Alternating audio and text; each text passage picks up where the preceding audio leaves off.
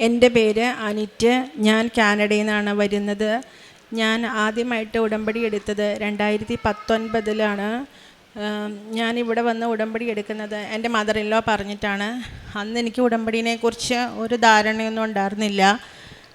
ഞാൻ പോരുന്നതിൻ്റെ തലേദിവസം എന്നോട് അവിടെയുള്ളൊരു ചേച്ചി വന്ന് പറഞ്ഞു, നീ ഉടമ്പടി എടുത്തു കഴിഞ്ഞാൽ ഭയങ്കര കഷ്ടതകളൊക്കെയാണ് എന്ന് പറഞ്ഞു. പക്ഷേ ഞാൻ പോന്നു. എൻ്റെ ഹസ്ബൻഡിന് 2 റെസ്റ്റോറൻറ്റ്സ് ഉണ്ട്. അത് തുടങ്ങാനായിട്ട് ഭയങ്കര ബുദ്ധിമുട്ടായിരുന്നു. 2 വർഷമായിട്ട് ഞങ്ങൾ പൈസ മുടക്കിയിട്ടേക്കുമായിരുന്നു. അത് 2 വർഷമായിട്ടും കിട്ടാത്തത് കൊണ്ട് ഇവിടെ വന്ന് ഉടമ്പടി എടുത്തു. മാതാവ് രക്ഷിക്കും എന്നൊരു ഉറപ്പുണ്ടായിരുന്നു. ഉടമ്പടി എടുത്ത് 2 മാസത്തിനുള്ളിൽ തന്നെ ഞങ്ങൾക്ക് ആ ലൊക്കേഷൻ കിട്ടി. റെസ്റ്റോറൻറ്റ്സ് റെഡിയായി. മാതാവിന് നന്ദി.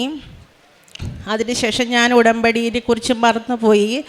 ഞാനത് ഫോളോ അപ്പ് ഒന്നും ചെയ്തില്ല. അതിനുശേഷം ഞങ്ങളുടെ നാട്ടിൽ നിന്നാണ് ഞങ്ങൾ വസ്തു ലോൺ വെച്ചിട്ടാണ് ഞങ്ങൾ ഫണ്ട് എടുത്തിരുന്നത്. അത് 1 മാസത്തിനുള്ളിൽ തന്നെ എടുത്തു കൊടുക്കണം എന്നൊരു സാഹചര്യം വന്നു. അപ്പോൾ ഞാൻ വീണ്ടും ഇങ്ങനെ പ്രാർത്ഥിച്ചുകൊണ്ടിരുന്നപ്പോൾ യൂട്യൂബിൽ ഇങ്ങനെ സ്ക്രോൾ ചെയ്യുന്ന സമയത്ത് ഇവിടുത്തെ ഉടമ്പടി ധ്യാനം കണ്ടു. അപ്പോഴാണ് ഞാൻ ഓർത്തത്, ഞാൻ ഉടമ്പടി എടുത്തിട്ടുണ്ടല്ലോ എന്ന്. അങ്ങനെ ഞാൻ വീണ്ടും ഉടമ്പടി ലൈറ്റ് ക്യാൻഡി പ്രയർ റിക്വസ്റ്റ് ഇട്ടു, പ്രാർത്ഥിച്ചു. ആ സമയത്തൊക്കെ എനിക്കൊരു വചനം കിട്ടുമായിരുന്നു, നീ കൃപാസനത്തിലേക്ക് ചെല്ലുക എന്നുള്ളത്.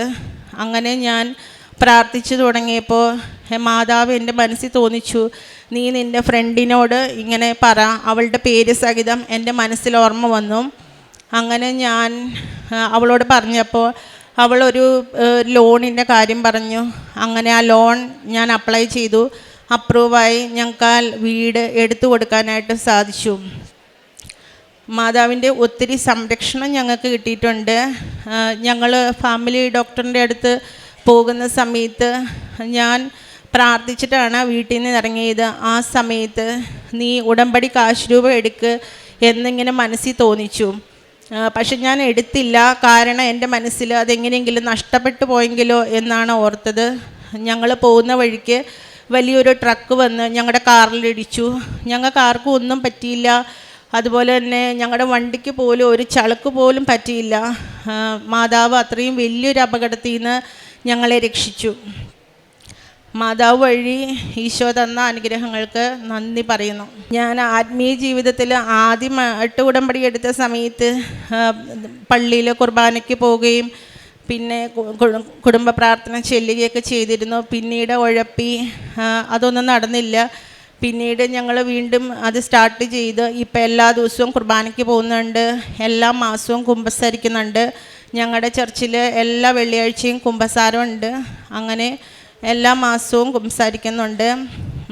എൻ്റെ ഫാമിലിയിലാണെങ്കിലും ഹസ്ബൻഡാണെങ്കിലും കൊച്ചാണെങ്കിലും കുടുംബ പ്രാർത്ഥനയിൽ എല്ലാ ദിവസവും പങ്കുവരും. പ്രേക്ഷിത പ്രവർത്തനമായിട്ട് ഞാൻ യൂട്യൂബിൽ സാക്ഷ്യങ്ങളൊക്കെ കാണുമ്പോൾ അത് ഷെയർ ചെയ്യും. കാരുണ്യ പ്രവൃത്തിയായിട്ട് നാട്ടിലേക്ക് പൈസയൊക്കെ അയച്ചു കൊടുത്ത് പാവങ്ങളെ സഹായിക്കും. അതുപോലെ തന്നെ മറ്റുള്ളവർക്ക് വേണ്ടി ഇപ്പം ഒത്തിരി പ്രാർത്ഥിക്കും. അപ്പം ഞങ്ങളുടെ ജീവിതത്തിൽ ധാരാളം അനുഗ്രഹങ്ങൾ കിട്ടിയിട്ടുണ്ട്. മാതാവ് വഴി ഈശോ തന്ന അനുഗ്രഹങ്ങൾക്ക് ധാരാളം നന്ദി പറയുന്നു. 106 സങ്കീർത്തനം 45 തിരുവചനം.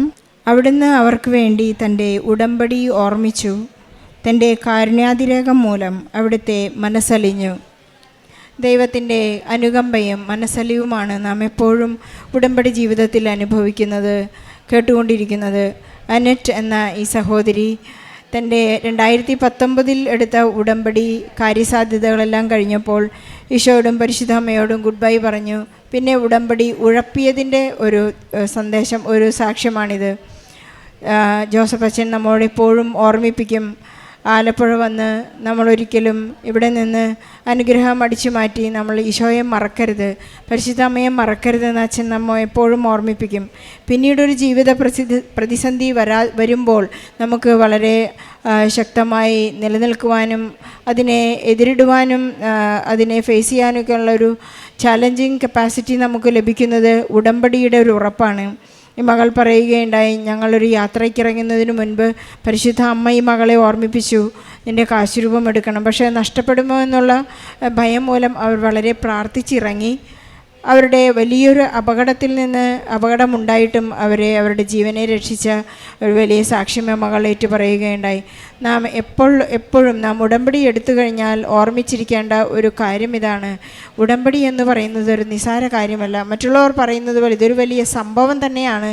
പക്ഷേ വിശ്വസ്തതയാണ് ഈ വലിയ സംഭവം എന്ന് പറയുന്നത്. വിശ്വസ്തതയില്ലാത്തവർക്ക് ഉടമ്പടിയിൽ ജീവിക്കുവാൻ സാധ്യമല്ല. നമ്മൾ എത്ര തന്നെ പ്രാർത്ഥിച്ചാലും നമുക്ക് ആ ഒരു ഉടമ്പടിയുടെ ഉടൻ പരിഹാരം നമുക്ക് ലഭിക്കുക ഒരു പക്ഷേ സമയം ലാഗ് ചെയ്തിട്ടായിരിക്കും. എന്നിട്ട് നമ്മോട് ഏറ്റുപറയുകയാണ്, ഞങ്ങൾക്ക് ഉടമ്പടി എടുത്തതിന് ശേഷവും ഞങ്ങൾക്ക് പ്രാർത്ഥിക്കുവാനോ അല്ലെങ്കിൽ വിശുദ്ധ ബലിയിൽ പങ്കെടുക്കുവാനോ സാധ്യതകളുണ്ടായിട്ടും അതിനെല്ലാം മടിയായിരുന്നു. ഒരു വലിയ പ്രതിസന്ധി വന്നപ്പോൾ അവർ ഉടമ്പടി ലൈറ്റ് ക്യാൻഡിലിട്ട് പ്രാർത്ഥിച്ചു. ഇവിടെ ഓടി വരാനുള്ള ഒരു തീക്ഷ്ണത അവർക്കുണ്ടായി. അവർ അപ്പോയിൻമെൻ്റ് എടുത്ത് പോലും കുമ്പസാരിക്കാൻ അവർ റെഡിയാവുന്നു. കാനഡയിൽ നിന്നും വിദേശത്ത് US UK നിന്ന് അതർ കൺട്രീസിൽ നിന്ന് വരുന്ന മക്കൾ എപ്പോഴും പറയുന്നതാണ്, അവിടെ മലയാളം കുർബാനയില്ല, മലയാളത്തിൽ ഞങ്ങൾക്ക് കുമ്പസാരിക്കാൻ സാധിക്കുന്നില്ല. പക്ഷേ ഒരു സങ്കടത്തോടുകൂടി പറയാനുള്ളത് ഇതാണ്, നമ്മുടെ ബാങ്ക് ഡീലിങ്സ്, അതുപോലെ തന്നെ നമ്മൾ ഗ്രോസറി കടകളിൽ പോകുന്നതും നമ്മുടെ വർക്ക് ചെയ്യുന്ന ഏരിയകളിലെല്ലാം നാം ചെയ്യുന്നത് നമ്മുടെ കമ്മ്യൂണിക്കേഷൻ ഇംഗ്ലീഷിലാണ്. കുമ്പസാരിക്കാൻ മാത്രം, വിശുദ്ധ ബലിയിൽ പങ്കെടുക്കാൻ മാത്രം നമുക്ക് ഭാഷയില്ല എന്നുള്ളൊരു ലെയിം എക്സ്ക്യൂസാണ്. അത് ഈശോയെ സ്നേഹിക്കാത്തതിൻ്റെ ഒരു അടയാളമാണ്. ഉടമ്പടിയിൽ നാം വിശ്വസ്തത പാലിക്കാത്തതിൻ്റെ ഒരു അടയാളമാണെന്ന് നമുക്ക് തന്നെ തിരിച്ചറിയേണ്ടതാണ്. അനിറ്റ് അത് വളരെ കൃത്യമായി നമ്മോട് ഏറ്റുപറയുകയാണ്. എല്ലാ വെള്ളിയാഴ്ചയും ഞങ്ങൾ കുമ്പസാരിക്കുന്നു, എല്ലാ ദിവസവും ഞങ്ങൾ വിശുദ്ധ ബലിയിൽ പങ്കെടുക്കുന്നു എന്നുള്ള ഒരു വലിയ സാക്ഷ്യമാണിത്. ഈശോയോട് ചേർന്ന് നിൽക്കുമ്പോൾ നമ്മുടെ സംരക്ഷണം വലുതാണ്. ഈശോ നമ്മെ അവിടുത്തെ തിരുരക്തത്താലാണ് വില കൊടുത്ത് വാങ്ങപ്പെട്ടവരാണ് നാം എല്ലാവരും. നമുക്ക് വിശ്വസ്തരായിരിക്കാം. അനിറ്റിനും കുടുംബത്തിനും ലഭിച്ച എല്ലാ അനുഗ്രഹങ്ങൾക്കും സംരക്ഷണത്തിനും സൗഖ്യത്തിനും നന്ദി പറഞ്ഞുകൊണ്ട് നല്ലൊരു കയ്യടിയോടെ ഈ സാക്ഷ്യം നമുക്ക് സമർപ്പിക്കാം. അത്യപൂർവ ദൈവാനുഭവങ്ങൾ ഇനി നിങ്ങൾക്കും സ്വന്തം. ഈ യൂട്യൂബ് ചാനൽ ഇതുവരെ സബ്സ്ക്രൈബ് ചെയ്തിട്ടില്ലെങ്കിൽ ഇപ്പോൾ തന്നെ സബ്സ്ക്രൈബ് ചെയ്യുക. ഈ വീഡിയോ ഇപ്പോൾ തന്നെ നിങ്ങളുടെ സുഹൃത്തുക്കൾക്ക് ഷെയർ ചെയ്തുകൊണ്ട് കർത്താവിൻ്റെ പ്രേക്ഷിതരാകുക.